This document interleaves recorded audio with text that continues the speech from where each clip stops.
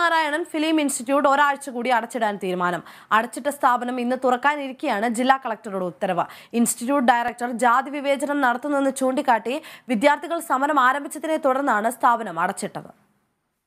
ജനുവരി 21 വരെ institute അടച്ചിടാനാണ് collector ഉത്തരവിറക്കിയത്. എന്നാൽ മുൻ നിശ്ചയിച്ച പരീക്ഷകൾക്ക് ഉത്തരവ് ബാധകമല്ല. വിദ്യാർത്ഥി സമരത്തെ തുടർന്ന് കഴിഞ്ഞ ഡിസംബർ 24 മുതൽ കോളേജ് അടച്ചിട്ടിരിക്കുകയാണ്. സമരം പരാജയപ്പെടുത്തുന്നതിനാണ് കോളേജ് അടച്ചിടാനുള്ള സർക്കാർ നീക്കമെന്ന് വിദ്യാർത്ഥികൾ ആരോപിച്ചു. ഡയറക്ടർ ശങ്കർ മോഹൻ രാജിവെക്കും വരെ സമരം തുടരുമെന്നാണ് സ്റ്റുഡൻസ് കൗൺസിലിന്റെ നിലപാട്.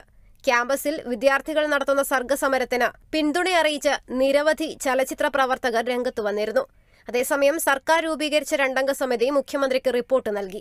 സ്ഥാപന ഡയറക്ടർ ശങ്കർ മോഹനെതിരെ വിദ്യാർത്ഥികൾ ഉന്നയിച്ച പരാതികളിൽ കഴമ്പുണ്ടെന്ന കണ്ടെത്തൽ റിപ്പോർട്ടിൽ ഉണ്ടെന്ന സൂചനകളും പുറത്തുവന്നു. ഡയറക്ടർ ശങ്കർ മോഹൻ ജാതി വിവേചനം കാണിക്കുന്നുവെന്നും ജാതി അധിക്ഷേപം നടത്തിയെന്നുമാണ് വിദ്യാർത്ഥികളുടെ പരാതി. അതേസമയം ഇൻസ്റ്റിറ്റ്യൂട്ടിൽ ജാതി വിവേചനം നടന്നിട്ടില്ലെന്ന് ആവർത്തിച്ച് ചെയർമാൻ അടൂർ ഗോപാലകൃഷ്ണൻ രംഗത്തെത്തി. News desk, Kerala vision.